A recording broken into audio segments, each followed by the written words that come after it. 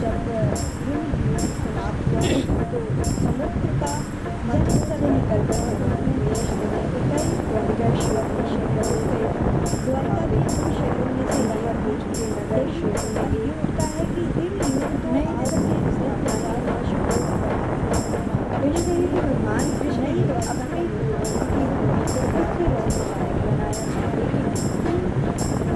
ऐसा क्या कि द्वारिका प्राकृतिक आपदा से नष्ट हो गई और क्या किसी मानव ने काफिलों से तो द्वारिका के कृष्ण ने हम किस बात में संदेश दिया गया द्वारिका और बाद में अलावा और ऐसे में द्वारिका पर मार्ग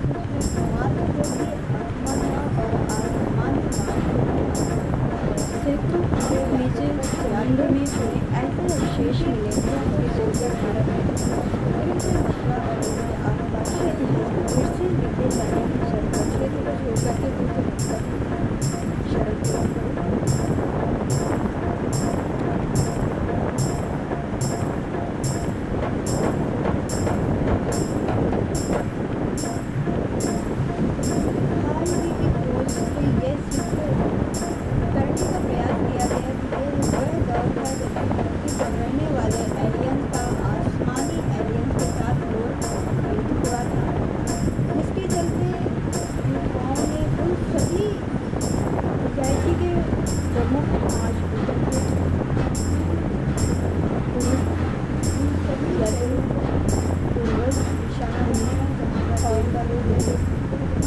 इन्हीं वेदों में 5 मन कहा गया।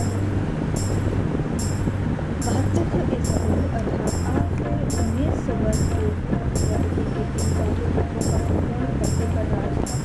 पाटलिपुत्रों ने अपने अपने नाम से राजवंशों की स्थापना की। शुरू से यादव, शुरू से यवन, शुरू से भोज, अनु से मलिक और गुरु से वंश की स्थापना हुई। इन पांचों कुल के लोगों ने आपस में कई प्रसिद्ध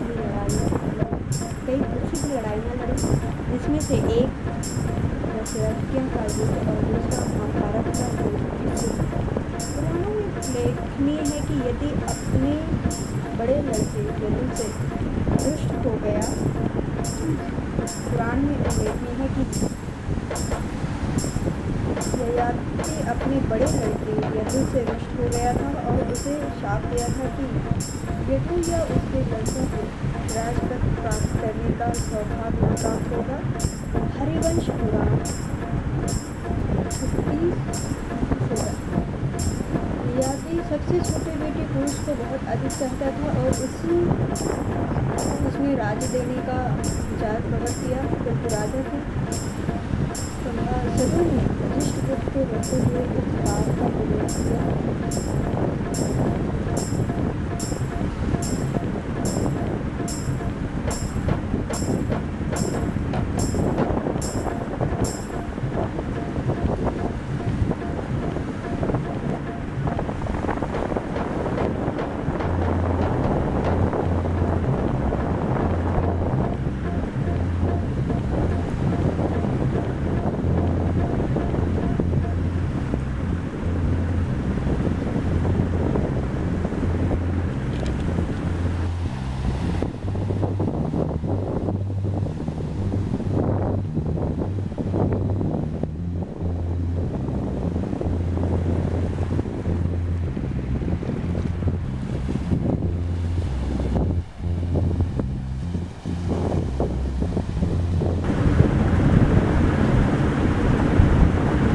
द्वारिका का परिचय कई द्वारों का शहर होने के कारण द्वारिका इसका नाम पड़ा।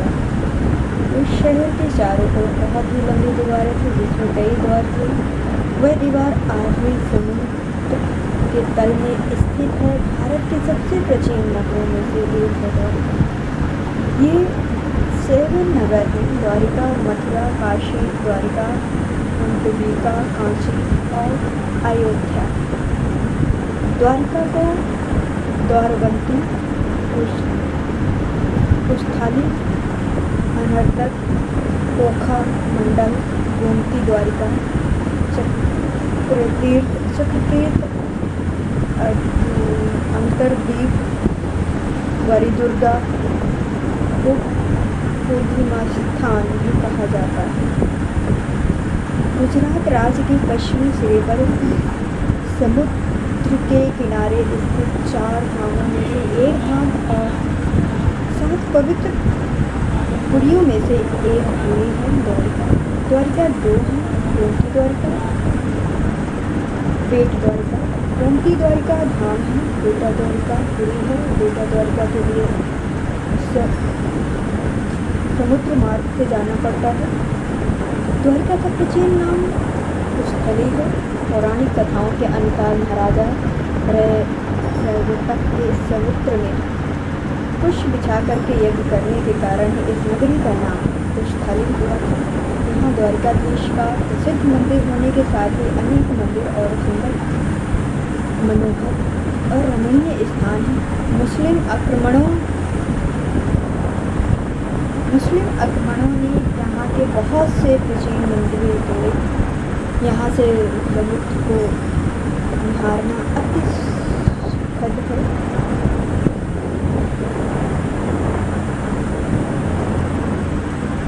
कृष्ण ने राजकंस का वध कर दिया तो कंस के ससुर मगधपति जरस्थल ने कृष्ण और यदुओं का नामो निशान मिटा देने की ठान रखी।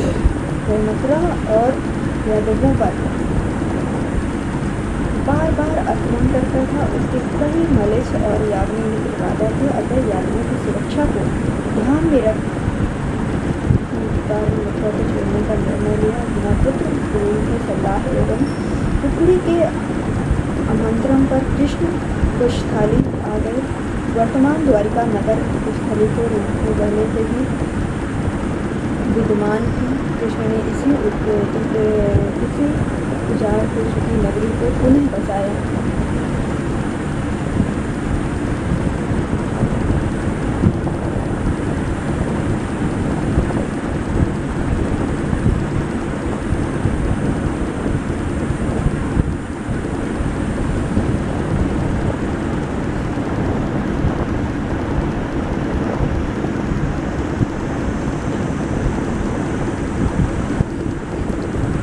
द्वारिका के समुद्री अवशेषों को सबसे पहले भारतीय वायुसेना के पायलटों ने समुद्र के ऊपर से उड़ान भरते हुए नोटिस किया था और उसके बाद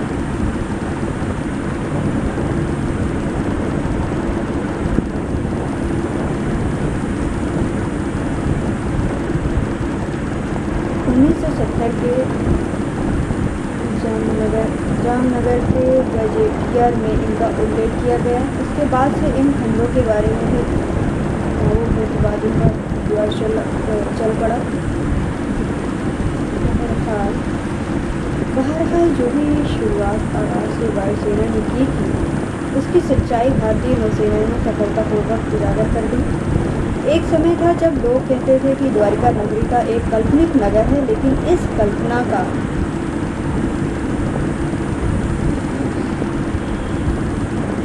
एक समय था जब लोग कहते थे कि द्वारिका नगरी का काल्पनिक नगर है, लेकिन इस कल्पना को सच साबित कर दिखाया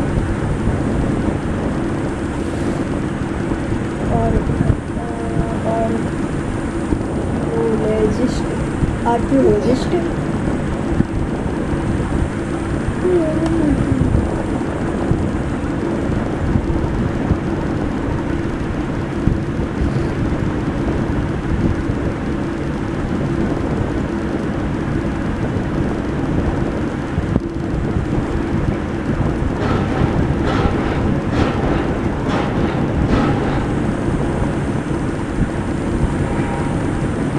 नौसेना और पुरातत्व विभाग की संयुक्त पोस्ट पहले 2005 फिर 2007 में भारतीय पुरातत्व सर्वेक्षण के निर्देशन में भारतीय नौसेना के गोताखोरों ने समुद्र में समाई द्वारिका नगरी के अवशेषों के नमूनों को सफलतापूर्वक निकाला। उन्होंने ऐसे नमूने एकत्रित किए जिन्हें देख करके आश्चर्य होता है। 2005 में नौसेना के सहयोग से प्राचीन द्वारिका नगरी से जुड़े अभियान के दौरान समुद्र की गहराई में कटे छटे पत्थर मिले और लगभग 200 नमूने एकत्र किए गए। गुजरात में कच्छ की खाड़ी के पास स्थित द्वारिका नगर समुद्री तट क्षेत्र में नौसेना के गोताखोरों की मदद से पूरा विशेषज्ञों ने व्यापक सर्वेक्षण के बाद समुद्र के भीतर उत्खनन कार्य किया और वहाँ पड़े चूना पत्थरों को खंडों को भी ढूंढ निकाला। भारतीय पुरातत्व सर्वेक्षण के समुद्री पुरातत्व विशेषज्ञों ने इन दुर्लभ नमूनों को देश विदेशों की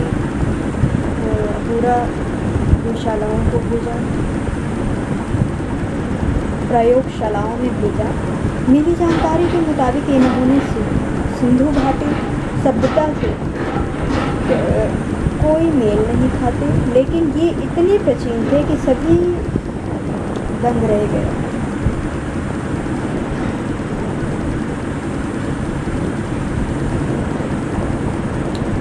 हजार वर्ग मीटर के दायरे में यह उत्खनन किया और वहां पड़े भवनों के खंडों के नमूने एकत्र किए जिन्हें आरंभिक तौर पर चूना पत्थर बताया गया था। पुरातत्व विशेषज्ञों ने बताया कि ये खंड बहुत ही विशाल और समृद्धशाली नगर और मंदिर के अवशेष हैं। भारतीय पुरातत्व सर्वेक्षण के निर्देशक धरोहर के एक संख्या के अनुसार द्वारिका में समुद्र के भीतर ही नहीं बल्कि जमीन पर भी खुदाई की गई थी और 10 मीटर गहराई तक किए गए इस उत्खनन में सिक्के और कई कलाकृतियाँ भी प्राप्त हुई। इस समुद्री उत्खनन के बारे में सहायक नौसेना प्रमुख रियर एडमिरल एसपीएस चीफ ने तब बताया था कि इस ऐतिहासिक अभियान के लिए उनके 11 गोताखोरों को पुरातत्व सर्वेक्षण में प्रशिक्षित किया और नवंबर 2006 में नौसेना के सर्वेक्षण कोर्ट INS निदेशक ने इस समुद्री स्थल पर सर्वेक्षण किया। इसके बाद इस साल जनवरी से फरवरी के बीच नौसेना के गोताखोरों उन आवश्यकताओं और अनुमति लेकर के उन दुर्लभ अवशेषों तक पहुँच गए। उसने कहा है कि इन अवशेषों की प्राचीनता का वैज्ञानिक अध्ययन होने के बाद देश के समुद्री इतिहास और धरोहर का तीर्थी क्रम लिखने के लिए आरंभिक सामग्री इतिहासकारों को उपलब्ध हो गई। इस उत्खनन के कार्य के आंकड़ों को विभिन्न राष्ट्रीय और अंतर्राष्ट्रीय विशेषज्ञों के सामने पेश किया गया। इन विशेषज्ञों में अमेरिका, इसराइल, श्रीलंका, ब्रिटेन के विशेषज्ञ शामिल हुए। नमूनों को विदेशी प्रयोगशालाओं में भी भेजा गया ताकि अवशेषों की प्राचीनता के बारे में किसी प्रकार की का संदेह प्राप्त हो जाए, समाप्त हो जाए।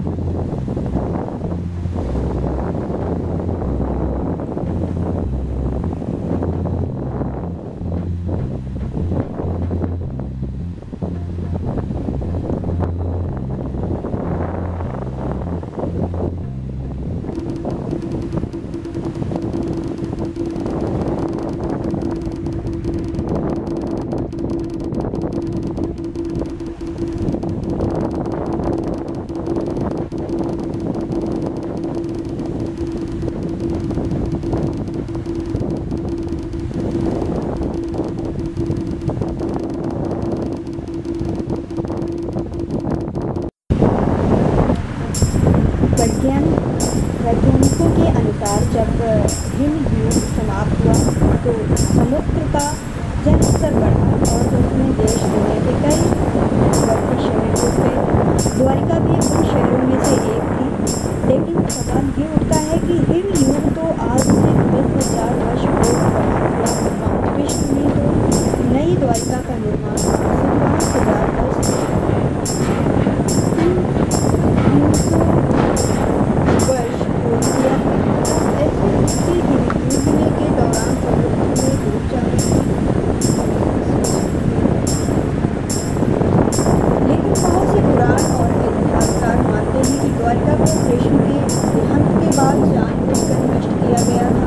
यह वह दौर था जबकि यादव लोग आपस में बेहतर तरीके से लड़ रहे थे। इसके अलावा जरासंध और यमन लोग भी उनके दो दुश्मन थे। ऐसे में द्वारिका पर समुद्र के मार्ग से भी आक्रमण हुआ और सामान्य मार्ग से भी आक्रमण किया गया। ये यादवों को उनके पुत्रों को छोड़ करके फिर से मथुरा और उसके आसपास शरण लेनी पड़ी। क्षेत्र को छोड़ करके फिर से मथुरा की शरण लेनी पड़ी।